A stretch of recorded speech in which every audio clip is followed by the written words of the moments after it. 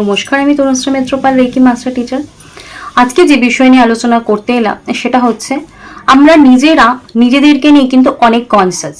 আমাদের ওয়েট কি হবে, আমাদের কিরকম লাগবে, আমরা কি সাজবো গুজবো সবকিছু নিয়ে, কি খাবো না, কখন খাবো না খাবো। কিন্তু আমাদের বাড়িতে যে ছোট বাচ্চারা রয়েছে তাদেরকে কিন্তু ম্যাক্সিমাম মা বাবার টেন্ডেন্সি থাকে যে তাদের পেট সবসময় ভরে রাখবে।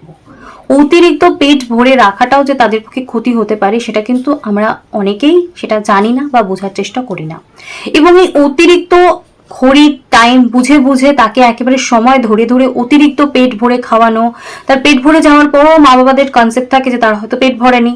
তো এই কনসেপ্ট হতে হতে এইভাবে চলতে চলতে দেখা যায় আমাদের বাড়ির যারা ক্ষুদে সদস্য থাকে তাদের ওয়েটটা কিন্তু অনেকটা বেড়ে যায়। এবং তাদের এই ওয়েটটা বেড়ে যাওয়ার জন্য কিন্তু এখন অল্প বয়সেই তাদের মধ্যে নানা রকম সমস্যা চলে আসছে, তাদের মধ্যে নানা রকম রোগ চলে আসছে। তো এই সমস্ত সমস্যার থেকে আমরা কিভাবে বেরিয়ে আসবো, আজকের ভিডিও কিন্তু সেটাই।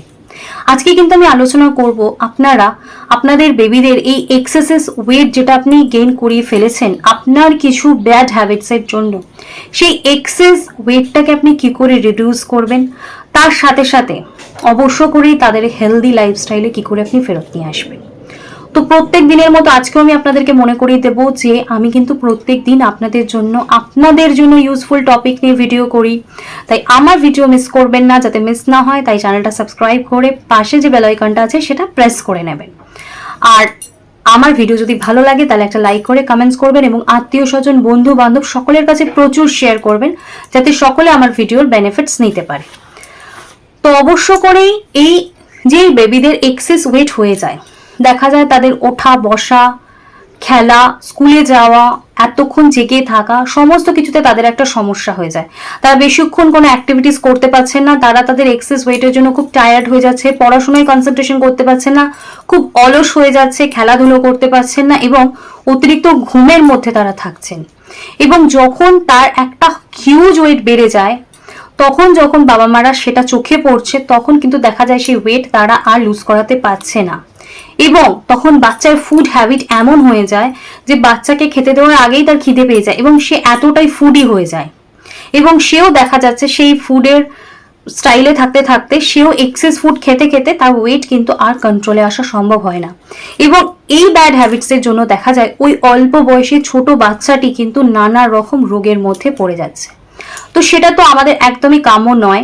তাই প্রত্যেক মাকে বলবো আপনার বাচ্চার ওয়েট, আপনার বাচ্চার বয়স বুঝে তাকে খাওয়ান, অল্প করে খাওয়ান, ব্রেক করে খাওয়ান, প্রচুর জল খাওয়ান, তাকে কোনো না কোনো অ্যাক্টিভিটিসের মধ্যে রাখুন যাতে সে যে খাবারটা খাচ্ছে শুধু সেটা তার বডিতে ফ্যাট হিসেবে স্টোর না হয়, তার সেই অ্যাক্টিভিটিসের মাধ্যমে সে যাতে নিজের যে ফ্যাটটা গেইন যেটা করছে সেটা যেন সে লুজ করতে পারে।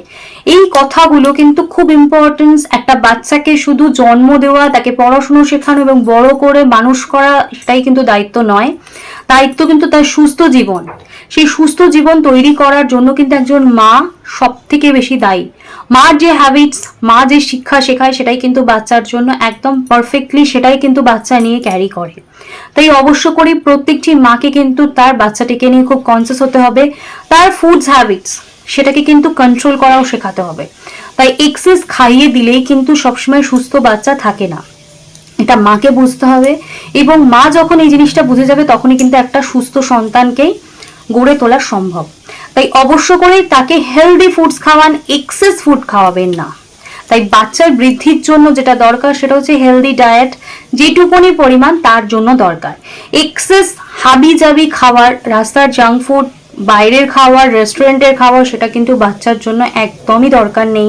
আপনি বাড়িতে যেটা হেলদিভাবে, সুস্থভাবে, সুন্দরভাবে রান্না করছেন সেটাই আপনার বাচ্চাকে খেতে দিন। এতে আপনার বাচ্চার বাড়ির খাবারের প্রতি যে ইচ্ছা সেটাও যেমন থাকবে, তার সাথে সাথে তার ওয়েটটাও দেখবেন এক্সেস বাড়বে না।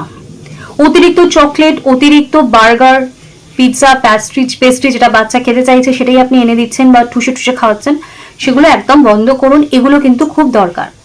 তো অবশ্য করেই আপনাদেরকে নাম্বারটা বলবো, সেটা আপনারা লিখে নিন। সেটা হচ্ছে 1236 115, 1236 115। এই নাম্বারটা ইউজ করুন টানা 6 মাস। দেখবেন অবশ্য করেই ভালো রেজাল্ট পাচ্ছেন। তো আজকে আমার আলোচনা এখানেই শেষ করলাম। সকলে সুস্থ থাকবেন, ভালো থাকবেন। নমস্কার।